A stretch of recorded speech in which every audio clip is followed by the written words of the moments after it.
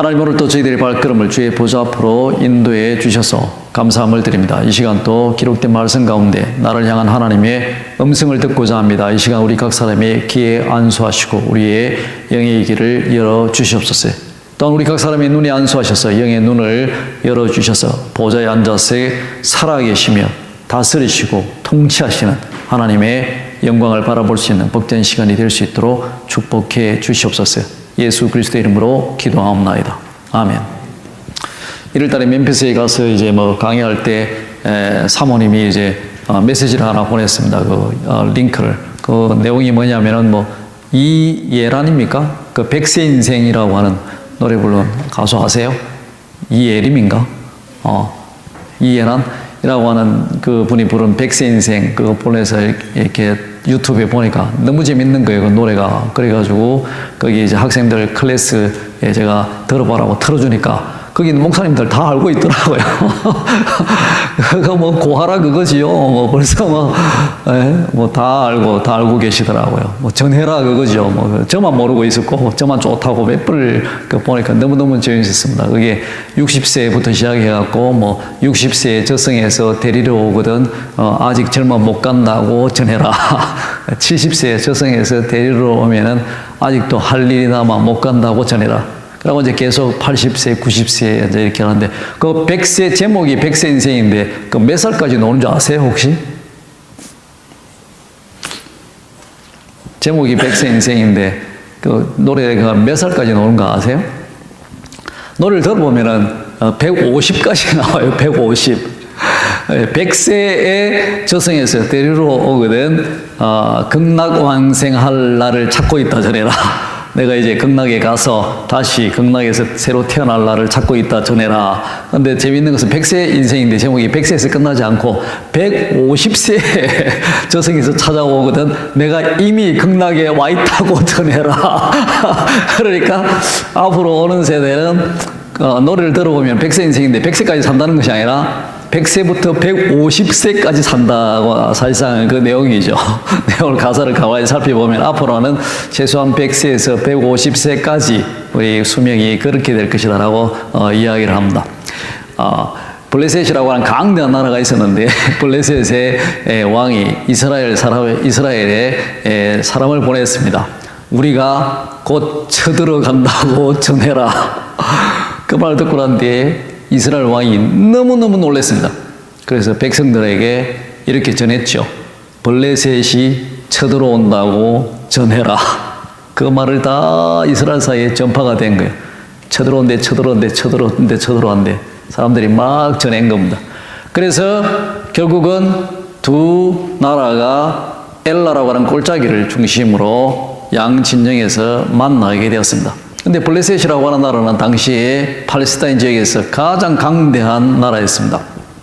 이미 철기로 다 무장이 되어 있고, 다른 사람들은 청동기 쓰고 있고, 이렇게 청동기 시대에 이미 철기 문명을 발전시켜서 철기로서 칼도 만들고, 쇠로서 또 여러 가지 투구도 만들고, 전차도 만들 수 있는 대단히 강대한 나라였습니다. 이스라엘은 전혀 철기도 없어서 농사 지으려고 그런다면은, 이 사람들한테 도구들 빌려다가 겨우 쓸 수 있는, 그리고, 칼도 어떻게 겨우 그 사람들한테 돈 주고 샀어. 왕이나 군대의 장관급 되는 몇몇 사람들이나 칼을 들고 있을 정도의 그런 수준이었습니다. 두 나라의 군대가 골짜기를 중심으로 모이게 됐는데, 다시 말하자면 이쪽에서는 탱크와 그리고 완전 무장된 자동 근총들, 자동 소총들을 가지고 섰다면은 이쪽에서는 삽이라든지 그렇지 않으면은 꽃갱이 정도 들고 전쟁을 하러 서로 서 있는 그런 양상이었습니다. 더군다나 더 놀라운 것은 블레셋에서의 방랑자라고 이름하는 한 거대한 사람이 완전히 무장된 상태에서 나타났죠. 그 사람 이름이 저희들이 잘 알고 있는 골리앗이라고 하는, 방랑자라고 하는 이름을 가진 골리앗이라고 하는 블레셋의 장군이었습니다. 성경에 보게 되면 키가 약 6큐빗하고 또 한 뼘 정도라고 했는데, 오늘 우리의 측정으로 본다면 약 3m 정도 되는 키가 되겠습니다. 그러니까 우리가 사람이 2m만 돼도 정말 큰데 3m 된다 생각하시면 얼마나 큰 거인이겠습니까? 3m 정도 되는 이제 골리앗이 이 완전 무장한 상태에서 칼과 창을 들고 또 앞에 방패 드는 자를 들고 이스라엘 군대에게 나와서 이렇게 제안을 하게 되죠. 우리 다 같이 이렇게 싸울 필요가 뭐 있냐? 너희들도 대표한 사람을 보내면은 우리가 전쟁을 해서 내가 만약 그를 죽이면 너희들은 우리 종이 되고 그가 만약 나를 죽이면 우리가 너희의 종이 되겠다라고 하는 놀라운 제안을 하게 됩니다. 하지만 누구도 그 사람과 싸울 수가 없는 거예요. 키도 장대하고 완전히 철기로 무장되어 있고 노스로 무장되어 있고 청동기로 무장되어 있는 상태였기 때문에 또 용사 중에 용사였으니 또 얼마나 싸움을 잘했겠습니까? 이스라엘 사람들이 전부 두려움 속에 그 골리앗이 앞에 나와서 하루도 아니고 성경에 보면 40일 동안을 매일 나와서 그렇게 했으니 얼마나 두려움 속에 사였겠느냐. 40일을 그 장대한 그 사람 모습을 보고 온 나라가 두려움 속에 떨고 있었습니다. 마치 그런데 그때 다윗이라고 하는 아이가 이새의 마지막 아이인 다윗이 아버지의 명령을 받아서 형들이 세 사람이 전쟁에 가 있기 때문에 형들에게 음식도 가나주고 그 다음에 형들을 위해서 천부장한테 좀 이렇게 아부형의 이제 물품을 치즈를 전달하려고 가게 됩니다. 천부장이면 지금으로 말한다면 군대 시스템에 한국에서는 한 연대장급 되는 병사들을 이렇게 다스리는데 상당히 높은 지위죠. 연대장급 되는 1000명의 남자를 다스리고 있는 군인을 다스리고 있는 수준이니까 대단히 높은 사람한테 선물을 주려 가게 됩니다. 선물을 가지고 선물을 다 전달해주고 그리고 가서 보니까 골리앗이라고 하는 약 3m나 정도 되는 아주 강대한 사람이 나와서 이스라엘 군대를 모욕하면서 전쟁을 붙잡고 있었습니다. 그런데 가만히 들어보니 사람들이 말하기를 야 누구든지 우리 왕이 그러는데 저 골리앗과 전쟁에서 저 사람을 이기는 자는 많은 왕이 선물을 주고 사울 왕이 그리고 왕의 사위를 삼겠다라고 하는 그런 말을 듣게 됩니다. 성경을 자세히 읽어보게 되면은 다윗이 단순히 뭐 애국심에서 나갔다기보다는 그 말을 백성들한테 계속해서 확인하는 내용을 발견하게 됩니다. 아니 뭐라고? 진짜 저 사람 이기면 어떻게 되지? 다시 말해서 그 어린 소년 다윗이 꿈과 야망이 있었습니다. 비록 멀리 떨어진 곳에서 몇몇 양을 치고 있었지만 이것이 내 인생이 아니다. 내 인생이 이것으로 끝나지 않을 것이다. 언젠가는 나도 높은 지위에서 또 최고의 권력자가 될 수 있을 것이다. 나름대로의 꿈과 야망을 갖고 있었다라고 하는 것을 알고 있었습니다. 하나님을 믿는 믿음과 다윗은 더불어서 그의 마음 저변에 대단히 큰 야망을 품고 있었다라고 하는 겁니다. 그래서 다윗이 여러 번 확인하고 난 뒤에 결국은 사울 왕이 가서 내가 그 골리앗과 싸우겠습니다. 제안을 하게 됩니다.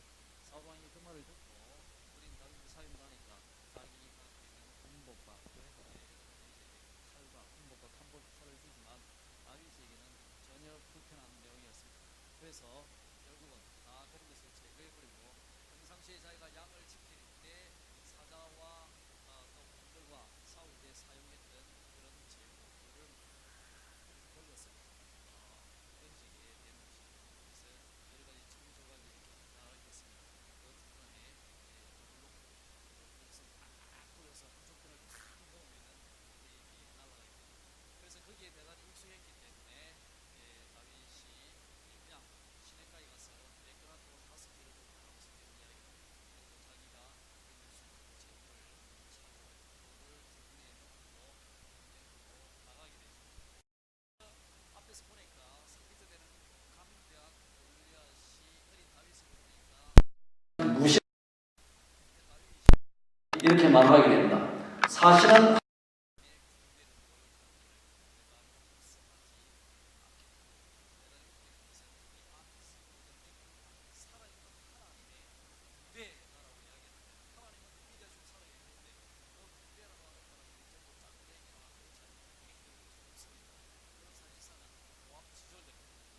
그렇지만 그들은 대단히 약해 보이나 그들은 하나님의 되고 살아있는 하나님의 교회를 내가 보여준다.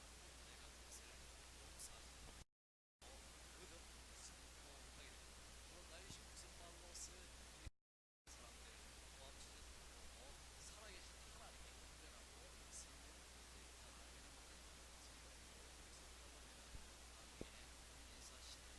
이스라엘 선지자가 있는 자기가 있는 성이 적군들에게 완전 완전히 포위가 되게 됩니다. 엘리사의 종 게하시가 그 사실을 보고 너무너무 놀래가지고 큰일 났습니다. 우리의 성이 완전히 직군들에게 포위됐습니다. 근데 엘리사가 대단히 중요한 한마디 말을 하게 되죠. 걱정하지 마라. 우리 편이 저희보다 훨씬 많다. 여기 엘리사하고 게하시 2명밖에 없고 저기는 완전히 성이 지금 적려서 있는데 우리 편이 저보다 훨씬 많다라고 이야기를 하게 됩니다. 그러고 난 뒤에 기도를 하니까 게하시의 영의 눈이 열렸는데, 영의 눈이 열려서 보니까 바로 그 자기 엘리야의 그 성 뒤편에 하나님의 병거와 불말들, 하나님의 군대가 가득 차 있는 모습을 바라보게 되는 겁니다. 다시 말했어요. 사실은 하나님의 군대를 모욕했다라고 다윗이 이야기를 했을 때는 실제 어쩌면은 다윗은 정말 영의 눈이 열려서 비록 대단히 나약한 오합지졸의 이스라엘 군대지만 그들과 함께 구하는 하나님의 군대를 봤을 것이다라고 생각할 수 있습니다. 그러고 난 뒤에 이렇게 선포하게 되죠. 오늘 하나님이 너를 내 손에 붙이시리라. 오늘 여호와가 너를 내 손에 붙이시리라. 그리고 전쟁은 하나님께 속한 것이니 너희를 하나님이 우리 손에 붙이리라. 선포를 하고 난 뒤에 골리앗을 향해서 달려가게 됩니다. 여호와의 이름을 먼저 선포하고, 그리고 제구에서 돌 하나를 끼웠어요. 이렇게 제구를 돌리면서 골리앗을 향해 뛰어가게 되죠.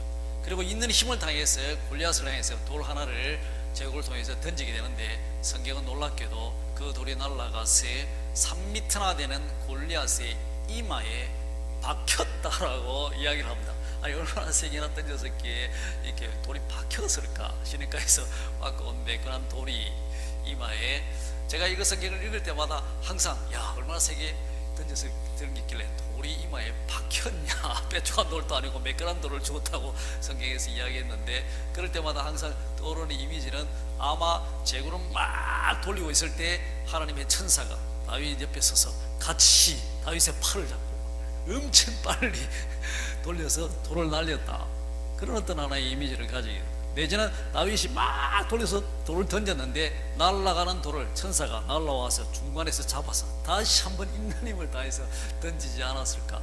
그래서 그 매끈한 돌이 결국은 골리앗의 이마에 박히게 되고 그 3m나 되는 거인이 쓰러지고, 다윗은 손에 칼을 갖고 있지 않았지만 쫓아갔어요.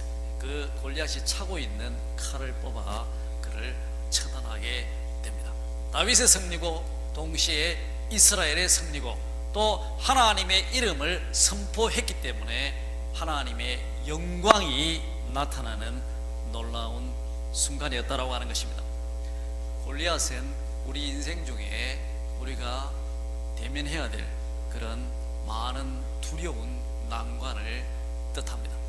살다 보면 피할 수 없는 난관이 있지 않습니까? 반드시 내가 맞닥뜨리고 극복해야 할 난관이 우리 인생 중에는 있다라고 하는 겁니다.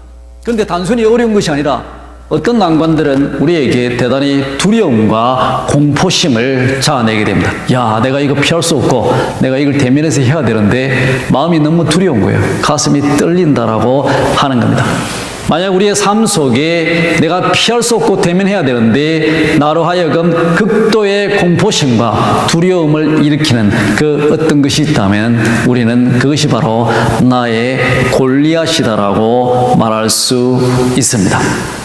여러분의 골리앗은 무엇인가? 나의 골리앗이 무엇이든 간에 우리는 그 골리앗을 생각할 때 이렇게 마음에 결심을 해야 됩니다. 내가 피하지 아니하리라. 또 이렇게 마음에 결심을 해야 됩니다. 내가 믿음을 가지고 전진하여 승리하리라. 여러분 마음속에 있는 그 골리앗이 무엇인지 모르지만 그 골리앗을 향해서 이렇게 선언해야 됩니다. 여호와 하나님이 오늘 너를 나의 손에 붙이리라. 전쟁은 여호와께 속한 것이니 여호와께서 너를 내 손에 붙이리라. 하나님의 이름으로 그 골리앗을 향해 선언하고 그리고 전진하고 나아가야 되는 것입니다. 그렇게 될 때 나만 가는 것이 아니라 하나님의 군대가 나와 함께 함으로 우리는 결국 그 두려운 난관을 극복하고 승리할 수 있다라고 하는 것입니다. 주께서 전진해 온다. 주의 강한 승리의 군대. 주의 영광 찬란하게 비치네. 우리가 여호와 이름을 선포하고 두려운 난관을 향해서 나아가게 될 때 하나님은 우리와 함께 하시고 우리를 승리로 인도하시게 되는데, 왜냐하면 그것은 단순히 나의 승리가 아니라 곧 하나님의 명예가 딸렸기 때문입니다.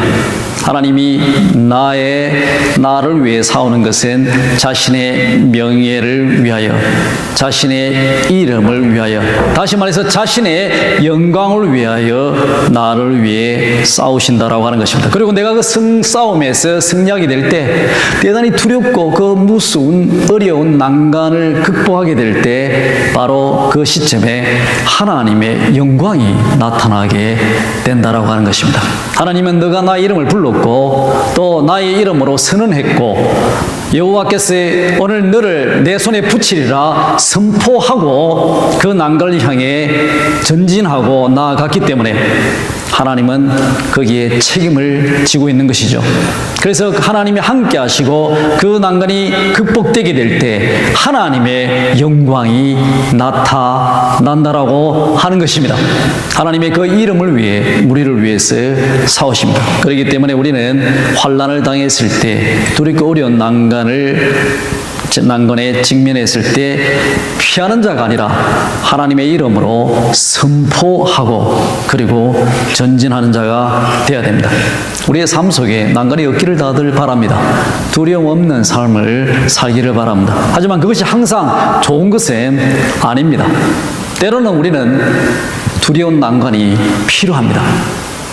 왜냐하면 우리가 두려운 난관을 용기를 가지고 믿음을 가지고 극복하게 될 때 나의 삶이 한 단계 성화될 수 있기 때문입니다. 오늘도 성경 본문을 자세히 읽어보게 되면 물론 다윗의 승리는 곧 이스라엘의 승리로 연결이 되기 때문에 다윗은 조국을 위해서 민족을 위해서 싸웠다라고 말할 수 있습니다. 하지만 성경을 더 읽어보면 우선적으로 다윗은 자신의 야망과 꿈이 있었는데 이 환난은 그에게 기회가 됐다라고 하는 사실을 발견하게 됩니다. 다윗이 스스로 난관에 자처한 것이죠. 조국과 민족은 골리앗 때문에 환난을 겪고 있지만 사실 다윗은 뚝 떨어진 곳에서 양을 치고 있었기 때문에 굳이 자신이 목숨을 걸고 골리앗을 향하여 돌을 들고 물매트를 돌리며 전진하지 않아도 될 수 있었습니다. 어쩌면 자신과 관계없는 일일 수 있는 것이죠.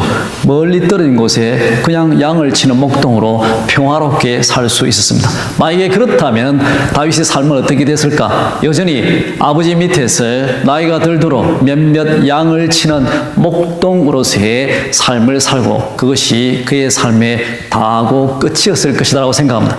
하지만 여기에 두려움을 일으키는 난관이 있게 되는데 바로 다윗에게 그 난관은 자신의 삶을 변화시킬 수 있는, 자신의 삶을 한 단계 성화시킬 수 있는 절호의 기회가 되었다고 하는 것입니다.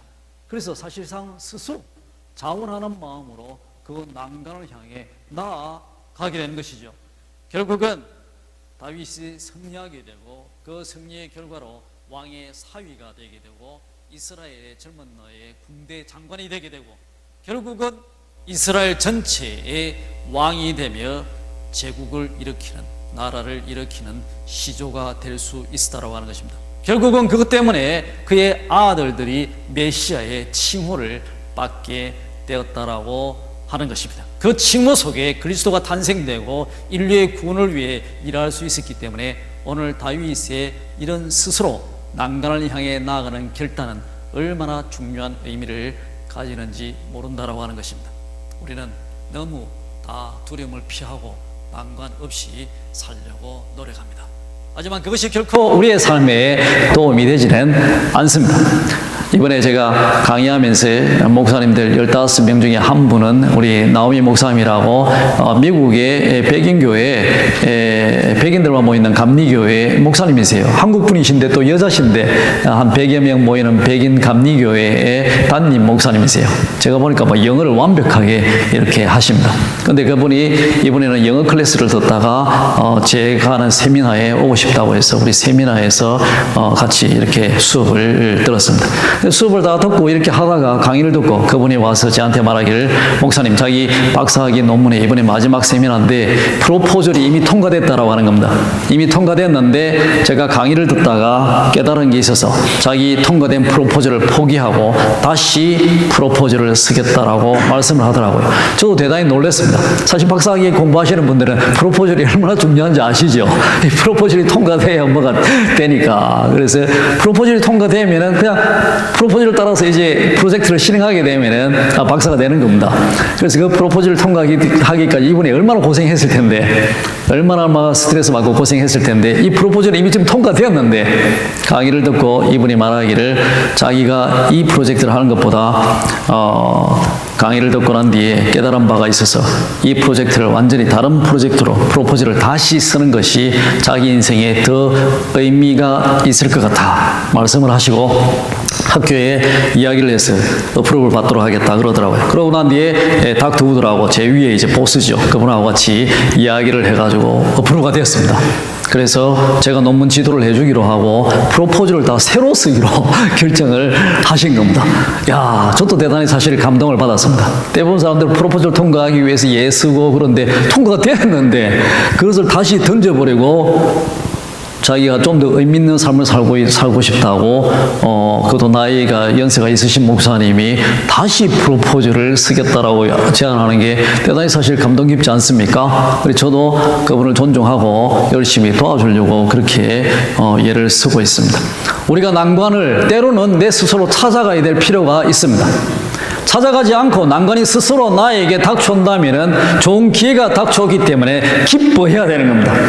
그리스도인들은 믿음을 가지고 그 난관을 향해서 피하지 말고 여호와의 이름으로 오늘 여호와께서 너를 내 손에 붙이라 선포하고 믿음을 가지고 나아가야 되는 것입니다.